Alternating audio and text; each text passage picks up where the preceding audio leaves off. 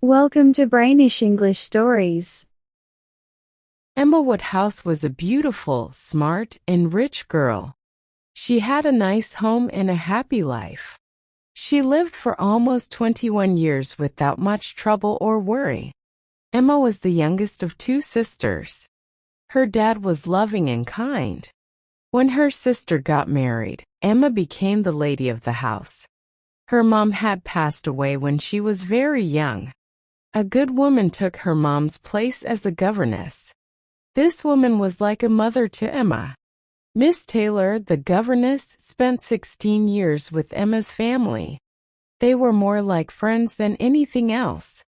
Miss Taylor used to be a governess, but she was so kind that she hardly made any rules.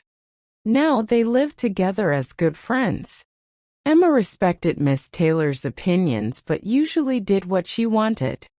The only problems in Emma's life were that she liked having things her way too much and sometimes thought highly of herself. These were the only things bothering her, but she didn't realize they were problems. Then something sad happened.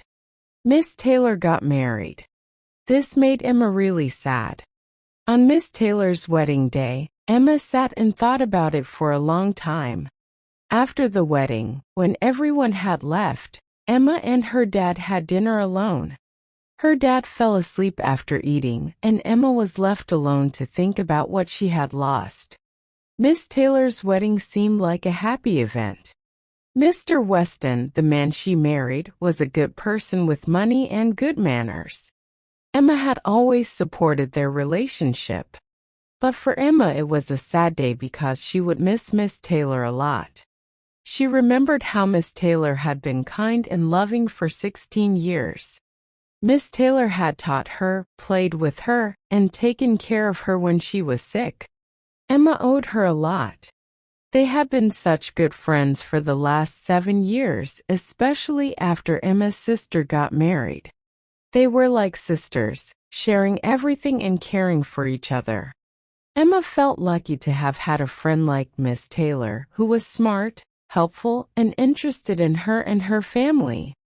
Emma could tell her everything, and Miss Taylor never found fault with her. How would Emma handle this big change?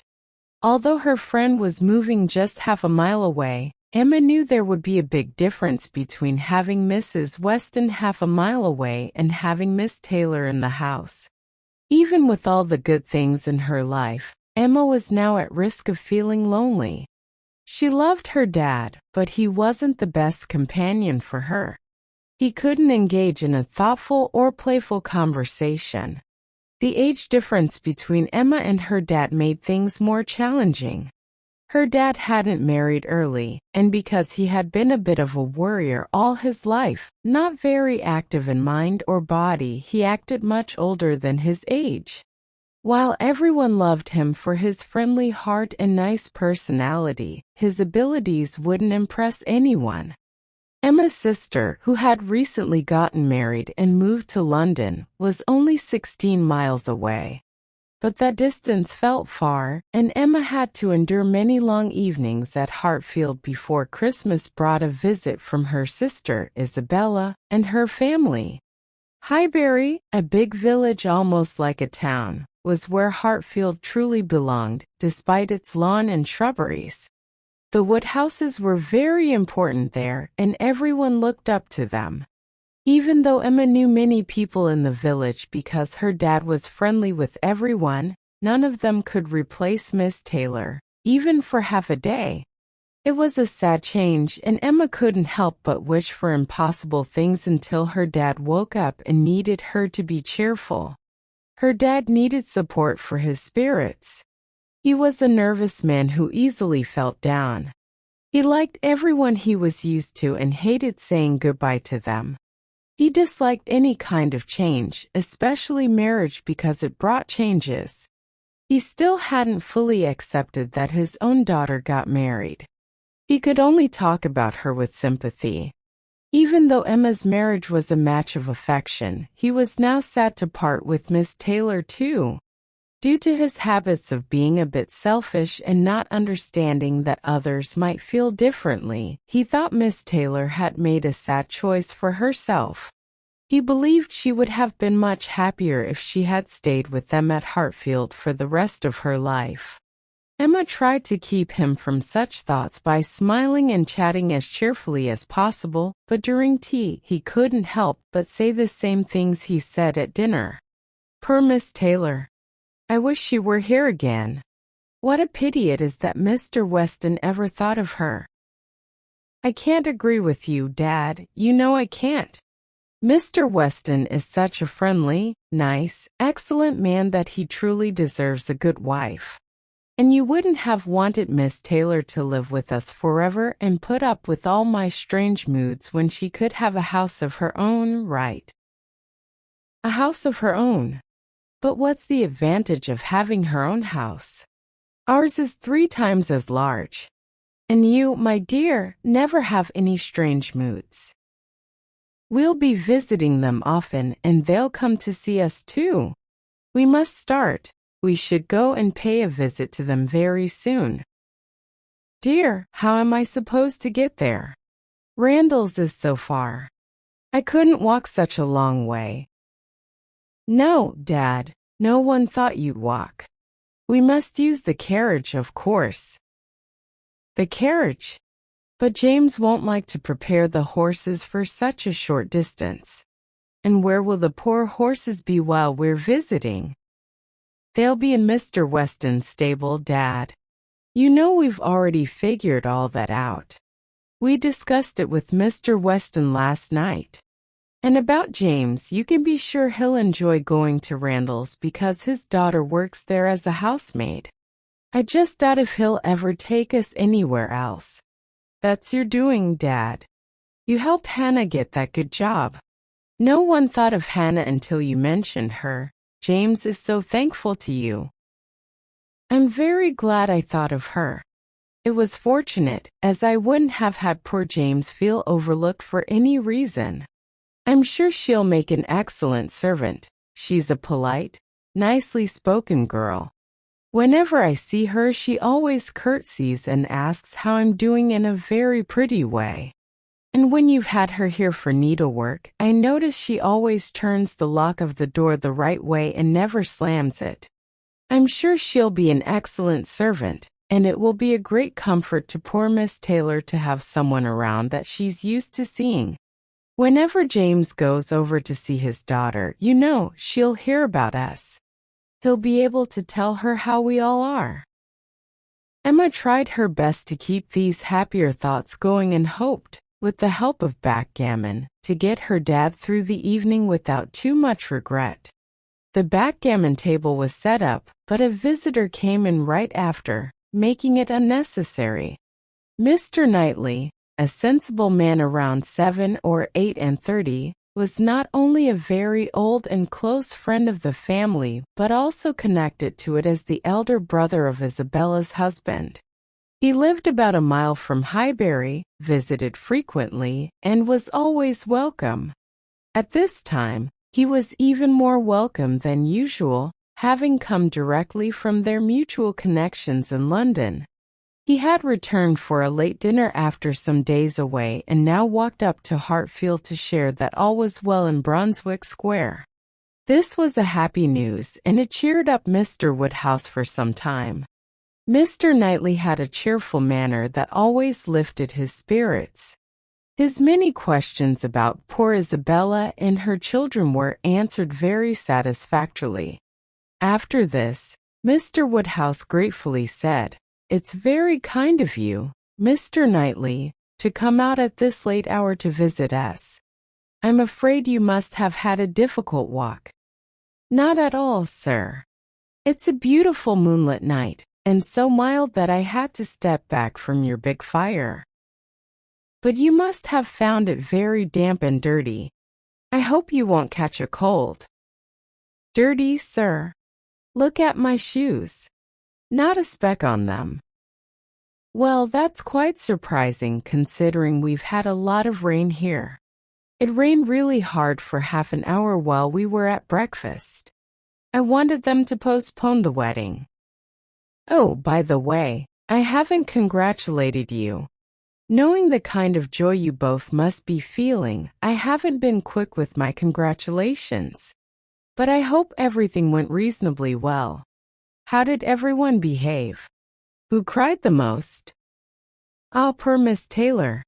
It's a sad situation.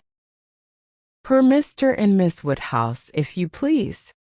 But I can't possibly say poor Miss Taylor. I have a great regard for you and Emma, but when it comes to the question of dependence or independence, anyway, it must be better to have only one to please than two. Especially when one of those two is such a fanciful, troublesome creature, said Emma playfully. That's what you have in your head, I know, and what you would certainly say if my father weren't here. I believe it's very true, my dear, indeed, said Mr. Woodhouse with a sigh. I'm afraid I'm sometimes very fanciful and troublesome. My dearest papa, you don't think I could mean you or suppose Mr. Knightley means you? What a horrible idea. Oh no, I meant only myself. Mr. Knightley loves to find fault with me, you know, and a joke, it's all a joke. We always say what we like to one another. Mr. Knightley, indeed, was one of the few people who could see faults in Emma Woodhouse, and the only one who ever told her about them. Though this wasn't particularly pleasant for Emma, she knew it would be much less so for her father. She didn't want him to suspect for a moment that she wasn't considered perfect by everybody. Emma knows I never flatter her, said Mr. Knightley. But I meant no reflection on anybody. Miss Taylor has been used to have two persons to please. She will now have only one. The chances are that she must be a gainer. Well, said Emma, willing to let it pass, you want to hear about the wedding, and I'll be happy to tell you, for we all behaved wonderfully. Everybody was on time. Everybody looked their best. Not a tear, and hardly a sad face to be seen. Oh no, we all felt that we were going to be only half a mile apart, and were sure of meeting every day. Dear Emma bears everything so well, said her father. But, Mr. Knightley, she is really very sorry to lose poor Miss Taylor, and I am sure she will miss her more than she thinks for. Emma turned away her head, divided between tears and smiles. It's impossible that Emma should not miss such a companion, said Mr. Knightley. We shouldn't like her so well as we do, sir, if we could suppose it, but she knows how much the marriage is to Miss Taylor's advantage. She knows how very acceptable it must be, at Miss Taylor's time of life, to be settled in a home of her own, and how important to her to be secure of a comfortable provision, and therefore cannot allow herself to feel so much pain as pleasure. Every friend of Miss Taylor must be glad to have her so happily married. And you have forgotten one matter of joy to me, said Emma, and a very considerable one, that I made the match myself. I made the match, you know, 4 years ago, and to have it take place and be proved in the right, when so many people said Mr. Weston would never marry again, may comfort me for anything. Mr. Knightley shook his head at her. Her father fondly replied, Ah, my dear, I wish you would not make matches and foretell things, for whatever you say always comes to pass. Please do not make any more matches. I promise you to make none for myself, Papa, but I must, indeed, for other people. It is the greatest amusement in the world.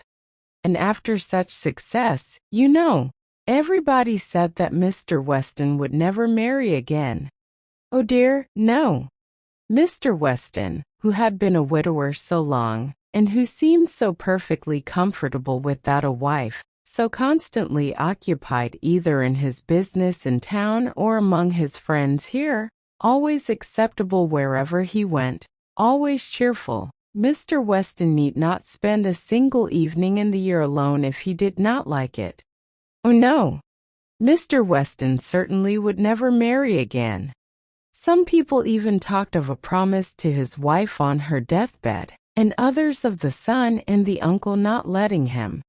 All manner of solemn nonsense was talked on the subject, but I believed none of it. Ever since the day, about 4 years ago, that Miss Taylor and I met with him in Broadway Lane, when, because it began to drizzle, he darted away with so much gallantry and borrowed 2 umbrellas for us from Farmer Mitchell's, I made up my mind on the subject. I planned the match from that hour, and when such success has blessed me in this instance, dear Papa, you cannot think that I shall leave off matchmaking. I do not understand what you mean by success, said Mr. Knightley. Success supposes endeavor. Your time has been properly and delicately spent, if you have been endeavoring for the last 4 years to bring about this marriage. A worthy employment for a young lady's mind. But if, which I rather imagine, you're making the match, as you call it, means only you're planning it, you're saying to yourself one idle day, I think it would be a very good thing for Miss Taylor if Mr. Weston were to marry her, and saying it again to yourself every now and then afterward, why do you talk of success? Where is your merit? What are you proud of? You made a lucky guess, and that is all that can be said. And have you never known the pleasure and triumph of a lucky guess? I pity you. I thought you cleverer, for, depend upon it, a lucky guess is never merely luck. There is always some talent in it. And as to my poor word success, which you quarrel with, I do not know that I am so entirely without any claim to it. You have drawn 2 pretty pictures, but I think there may be a third, a something between the do-nothing and the do-all. If I had not promoted Mr. Weston's visits here, and given many little encouragements, and smoothed many little matters, it might not have come to anything after all. I think you must know Hartfield enough to comprehend that. A straightforward, open-hearted man like Weston and a rational, unaffected woman like Miss Taylor may be safely left to manage their own concerns. You are more likely to have done harm to yourself than good to them by interference. Emma never thinks of herself if she can do good to others, rejoined Mr. Woodhouse, understanding but in part.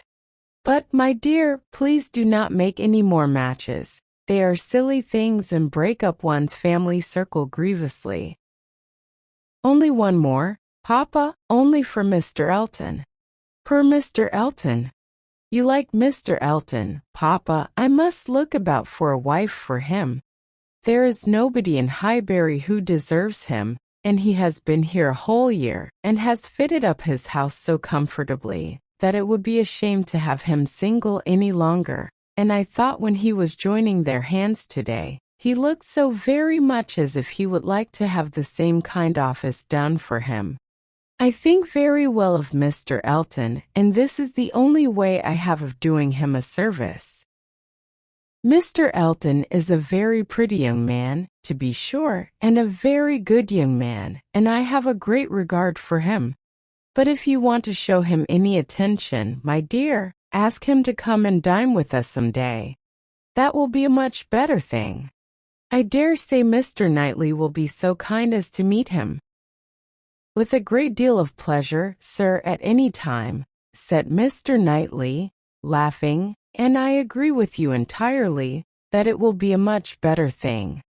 Invite him to dinner, Emma, and help him to the best of the fish and the chicken, but leave him to choose his own wife. Depend upon it, a man of 6 or 27 can take care of himself.